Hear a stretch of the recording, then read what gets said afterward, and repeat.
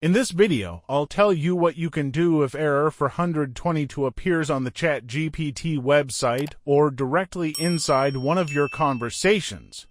Don't forget to subscribe to this channel and leave a like under this video.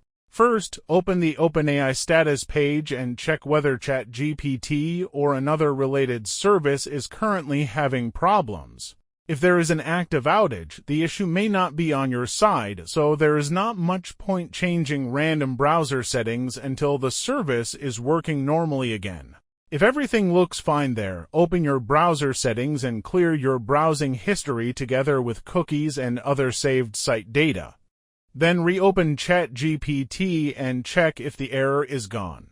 If it still happens, temporarily disable your browser extensions because depending on what you have installed, one of them may interfere with the website or block something ChatGPT needs. You should also try opening ChatGPT in another browser to see whether the problem is limited to your current one.